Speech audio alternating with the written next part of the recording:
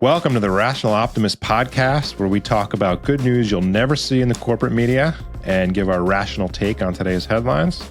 Today, we'll look at the manufacturing boom happening right under our noses. New American factories are being built at a record pace. We'll find out where they are and what cutting-edge technologies they're building. Next, we'll take a hard look at Biden's plan to get broadband internet to rural Americans and why it's been a huge failure. Finally, we'll bust some long-held environmental myths. Wait until you see what's really happened to the polar bear population. First, for the first time since I've been alive, America is building new factories at a rapid pace. These factories are high-tech. They'll make mostly semiconductors and batteries. This is fantastic news, right? Fantastic news. As you point out, they're not just any old factories producing, trinkets and things like that, producing the most high-tech equipment in the world. We need to explain why. So a couple of years ago, the Inflation Reduction Act was signed into law. And as part of that law, the government handed out huge subsidies for companies building chip factories and battery factories. This is one area I actually want to get your take. So we're usually against government intervention in things, usually messes everything up. This is one area where it seems to have worked, right?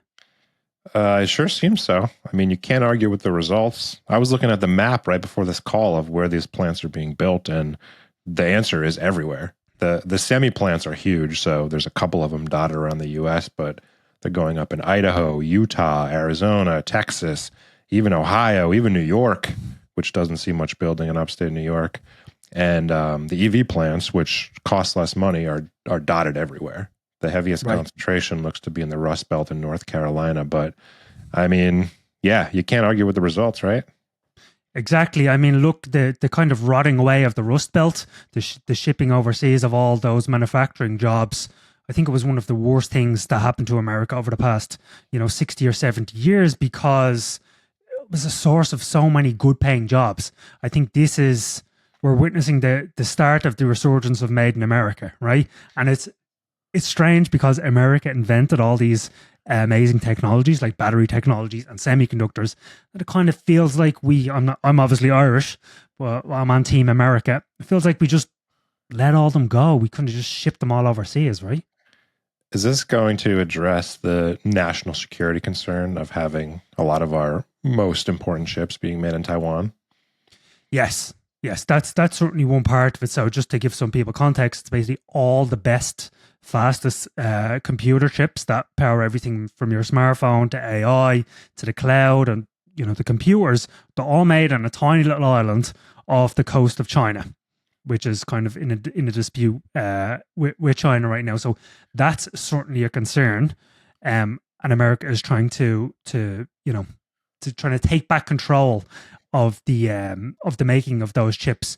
I would say, I feel like during COVID, it was kind of the breaking point. I was like, you remember doctors in New York were being told to hey, go out and cut up umbrellas and ponchos to get protective equipment. Feels like that was the low point for Made in America, and now we're coming back. Good. This is nothing but good news. You have some thoughts about what these factories are going to look like, right? They're not going to be man-powered like you think of, thousands of men along an assembly line. It's going to be a lot more high-tech and robotic.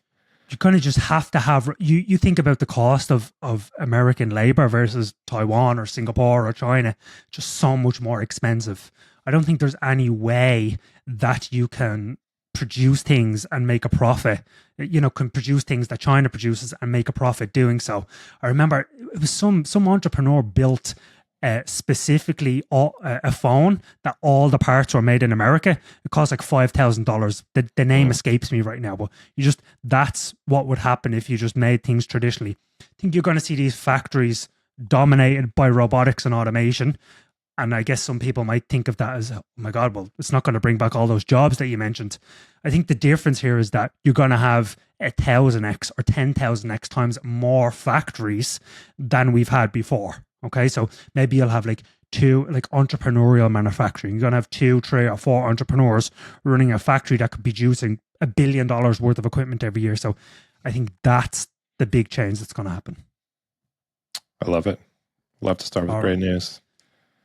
I just praised the government. I said they've done great work bringing semiconductor and battery manufacturing back to America. Now I'm about to slate them. So 3 years ago, President Biden passed a $42.5 billion law to roll out high-speed broadband across rural America.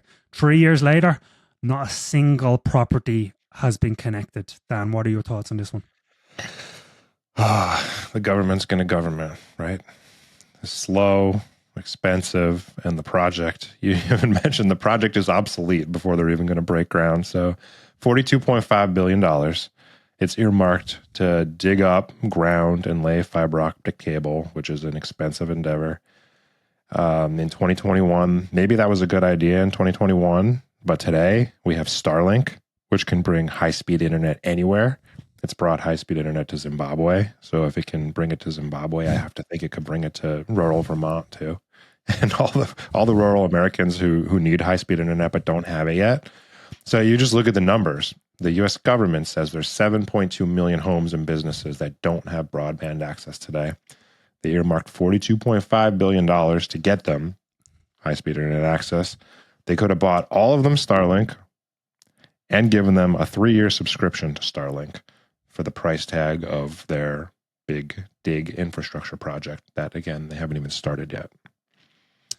Yeah, it's incredible that they're trying to spend years digging up roads to nowhere, right? Like you could be digging for 3 or 4 miles to connect some ranch in Texas to fiber optic cables, whereas you could just go out to Costco or Walmart and buy a Starlink dish and get it delivered the same day. It's absolutely incredible. Actually, have a funny story about this. So, on Navy ships, the internet is bad, obviously, because they're in the middle of the sea.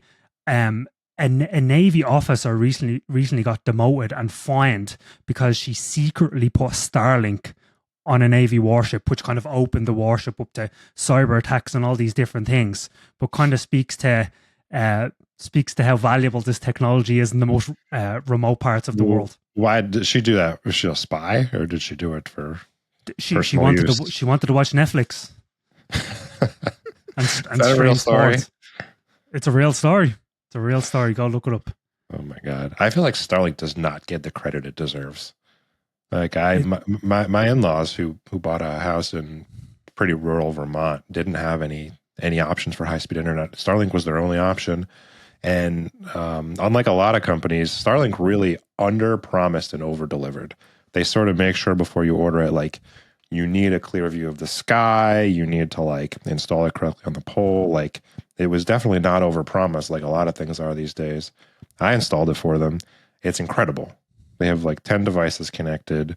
They couldn't even stream on one device on their old internet. They have 10 devices connected. There's never any interruptions.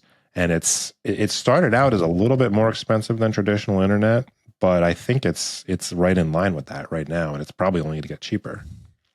And then now they brought out a new one where obviously your in-laws Starlink, it's kind of fixed to that address, right? They now have what looks like a laptop, an Apple Mac or something like that, and it's transportable Starlink. So you can bring it anywhere around the world. I will say one thing about this. I think I mentioned in this podcast last week that high-speed internet is coming to airplanes. Saw the Wall Street Journal did a review of Starlink on airplanes, and the reviewer, she was sitting there having a Zoom call on an airplane, and I was like, that's my worst nightmare. Sitting next to someone for 7 hours and they're on a Zoom call talking out loud. Yeah, it's the best part of an airplane. You can't have those distractions, right? The best part. I think we're going to see some crazy things happening on airplanes when you have to sit next to someone having a conference call at 30,000 feet in the air. Yeah, this story is just infuriating, right? Like, we have a better way. We have a better, cheaper way to get people internet, and we're just not, because the government is so slow moving, and who knows how they decided who to hire to do this big dig project, but they should have just hired Starlink. Well, we should, I mention that the money was earmarked and reserved for companies laying fiber optic cables only. So you can imagine probably that Verizon, AT&T, and T-Mobile, or whoever's laying the cables, kind of helped write the bill for them to completely exclude Starlink. Okay, I bet those lobbyists got a nice bonus then. Sure, for sure. That's the way it works, right? All right, let's talk about desalinization of water. Elon Musk says the freshwater crisis that the United States doesn't have, but a lot of countries do, is completely solvable thanks largely to the plunging cost of desalinizing water. What do you think? Yeah, so look, desalinizing water, it's basically the process of turning seawater, salt water, into fresh drinking water. And obviously, this is not really a problem for Americans, but there's something like 2.7 billion people around the world who don't have access to clean water for at least a month out of the year. So this is such a great example of, and desalinization, it's obviously it's a big trend. There's more water being desalinized every day than the previous one. And it's such a great example of you can either cow down to our problems or you can innovate and find solutions. And this is exactly what we're doing. Yeah, I mean, once again, in my opinion, the conservationists have it all wrong. Like trying to use less water is not, maybe it's a short-term solution, a band-aid, but really we can innovate our way out of this problem just like most others. So the primary reason that desalinization has not been economical in a lot of places is the cost of energy, right? It's the cost of energy is the primary input to desalinizing the water. I don't know if that's the verb version of that, but it's a mouthful. That's how I'm going to say it. And so we need more cheap energy. More cheap energy solves this problem, just like it solves a lot of problems. Exactly. And you see this in Saudi Arabia, and I'm going to the UAE on Sunday. They get over 95% of their drinking water from desalinization simply because they have these huge oil fields that pump out cheap oil. But in places like America or Western Europe, just it's not economical to desalinize all the water. So yeah, more cheap energy. The more we talk about all these things, all the innovations happening in the world, it's like cheap energy is at the base of everything. Yeah, it's really like when you initially tell someone like we are for cheap energy, it's like, why? Like, we have our refrigerators work, our electricity works, or we can drive to work. Like, why do we need more cheap energy? It's this. It makes things possible that were not possible before, and desalinizing water is a big one of them. Yeah. There's now enough water desalinized every single day to hydrate 250,000 US homes for a whole year. So that just shows you, and obviously a lot of this is in the Middle East. And I'll add another point. People often think about innovation and capitalism and business generally as being bad for the environment. Any readers of Dr. Seuss's The Lorax will understand what I'm saying. But there was a great stat that I read in Works in Progress, such a great magazine on optimism. And it was basically Israel built these 5 massive desalinization plants, and the Sea of Galilee, which was one of their main sources of water, it's now at the highest level in 30 years. And Israel has become the cheapest producer of the cheapest desalinized water on earth. So this is a great example of innovation actually helping the environment. Israel did not have to pillage the planet anymore. It got this incredible technology and kind of was able to innovate its way out of a water shortage. Yeah, I read about that too. Apparently Israel was even exporting water. They were so successful at this. And one of the biggest costs, like this is most useful for countries that are near the ocean or near big saltwater supplies, right? Because it costs a lot of money to transport water. You can imagine how hard it is. Like, water's heavy and unwieldy. It just costs a lot of money to transport water. So that's a big part of the cost too. But you can imagine if we built like pipelines or like more efficient ways to transport this water, it would be even cheaper. Hey, here's the new revenue model for any poor country or state that's near the water. You build a massive desalinization plant and then you sell it to all those inland countries. Think about California's budget problems might be solved, right? I love it. All right, moving on. Want to tell you about an amazing story. So everyone knows that ALS, it's this dilapidating disease that, within a matter of months, you're confined to a wheelchair, you lose the ability to speak, and people diagnosed with it usually die within 2 to 5 years. But recently, there was a huge breakthrough that allowed an ALS patient to speak to his family again. What are your thoughts on this one, Dan? Amazing. So it's called speech neuroprosthesis, like a prosthetic leg, a prosthesis on your leg. When you lose your real leg, you get it replaced with a a artificial leg, and they're starting to be able to do the same thing with people's voices. So this patient had 250 at the University of, I believe it was UC Davis. They implanted 256 electrodes onto his brain, and it essentially gave him his voice back and was allowed him to talk to his 5-year-old daughter again. And it's an incredible story, and it's really fascinating how it works. It seems like to someone who's not familiar with the technology, it seems like the interface is like reading his mind. But what's really going on is it detects. He used to be able to speak, right? So it detects when his neurons are firing and trying to like move the muscles in his tongue to speak. It can detect that. AI can then decode his intentions and predict what he's trying to say, and then with, I believe it was 95% accuracy, allow him to speak. Amazing. Yeah. And one of the amazing things is improves over time. It's kind of like ChatGPT, that the more data you feed into it, the more accurate the model gets. Well, this I think after 2 days, the accuracy rose to 95% of this gentleman having the device, and later hit 97%. So where do you think all this is going? Obviously, we have Neuralink, Elon Musk's brain chip that is helping paralyzed people walk again. We have this. I've seen several more breakthroughs of implants in the brain helping people with epilepsy. Where do you think all this is going? Man, I mean, innovation is all about trying different things and failing and getting better. So I think we haven't talked about it on the podcast, but there was another case of AI giving a younger girl her voice back. She had a video of her, so she lost her voice, and she had a video of her recorded. I think it was like giving cooking lessons or something, like 30 seconds of video. And that's all it took. She gave that video to OpenAI, and OpenAI took that, parsed it, and essentially gave her a way to speak by typing into her phone, and she could use her real voice to talk to people. And it wasn't like a Stephen Hawking type, like robotic sounding voice. Like it really sounded like her when she laughed. So it's two completely different ways AI is solving the same problem, and that makes it really hard to predict where this is all going. But it's going in a great direction for sure. Yeah, I met with Eli Dorado, who's the chief economist at the Abundance Institute, a couple of months ago, and he said within 2 or 3 years you're going to have these brain mood controllers. So you essentially have a chip in your brain, and you're like, okay, need to get a lot done today. Put me in productivity mode for 6 hours, and you're just going to be able to flick a switch, and that'll happen. Now, I'm not sure if it's going to be happen in 2 or 3 years, but that just sounds absolutely magical to me. That sounds addictive. That sounds like limitless. I'm a little skeptical of that one. I know.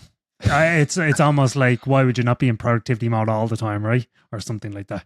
Hang on. So that means you would get Neuralink in your brain if you want that? I think I would. I think it's going to get so safe that there's going to be kind of no downside. What's the timeline for that? I think 10 years. You just think the amount of time it takes to get a new drug approved.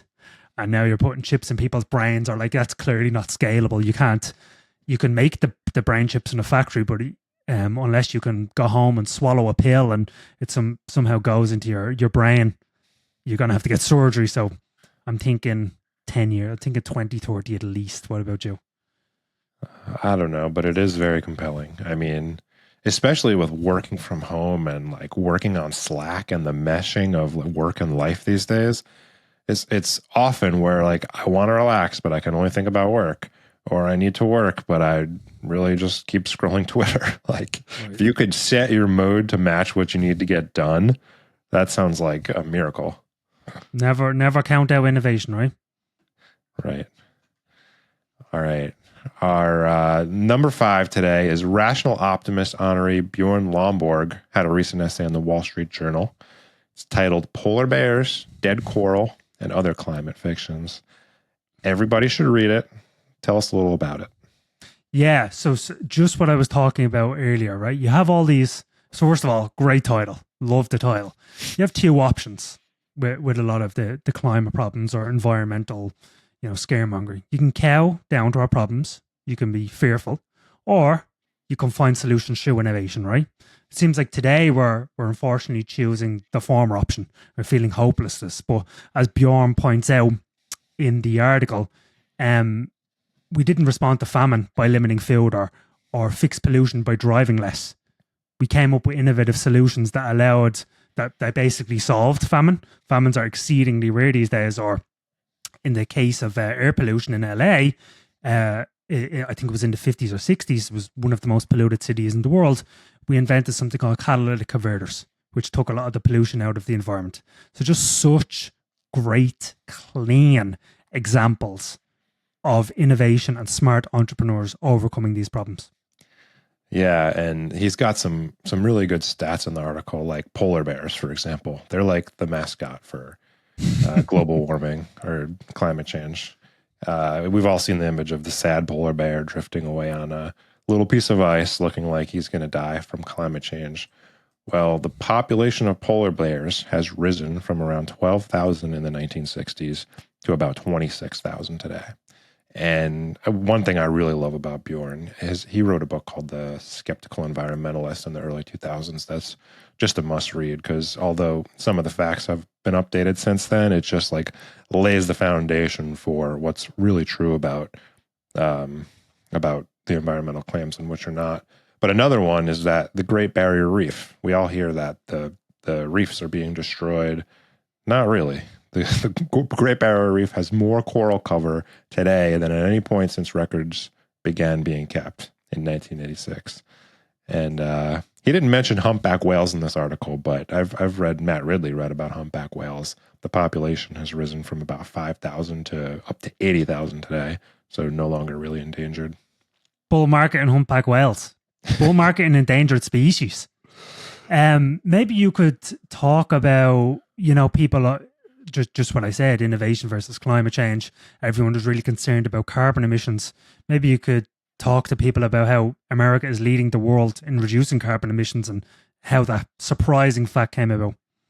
Yeah, this is an amazing story. So since 2006, America has reduced its carbon emissions on a sheer total basis more than any other country in the world. It produced more than any other country in the world, or except for China today, but it used to produce more carbon than any other country in the world. So it had more to reduce, but still its carbon emissions are down 20%. And the overwhelming reason it was able to reduce its carbon emissions is fracking. Fracking, unleashing cheap natural gas from places that we weren't able to get it before. That allowed the U.S. to shut down over 300 coal power plants, start producing electricity with much cleaner natural gas. And I love this story because it wasn't conservation, it wasn't a carbon tax, it wasn't guilting people into using less energy. It's innovation. It's good old American innovation. And I saw this great stat the other day in an Economist article. Which country produces 50% more oil than Saudi Arabia now? Saudi Arabia, the king of oil. Which country produces 50% more? Of course. It's gotta be America, right? Of course, America. And just back to your point about fracking or swapping coal out for natural gas, account for 61% in the reduction of emissions of America's emissions over the past 15 years or so. Now, imagine we could do even better. Imagine you had an energy source that's 99% cleaner than even natural gas. Of course, I'm talking about nuclear energy. So the solutions to all these problems are just staring us in the face. We've had them for 80 years at this point. When's the first SMR going to come online? Well, so Bill Gates, SMR, small modular reactors, mini nuclear reactors. Bill Gates just broke ground on the first one in Wyoming. I will point out that he broke ground on the non-nuclear part of what's meant to be the grounds of the nuclear plant still has to be approved. Huge regulatory shift from the NRC happening in America right now, which has been the number one holdup. When is the first SMR going to start producing nuclear power? I'm going to say within 5 years, which is way too long. But I think for right now, we're going to have to stick with the restarting of the nuclear power plants.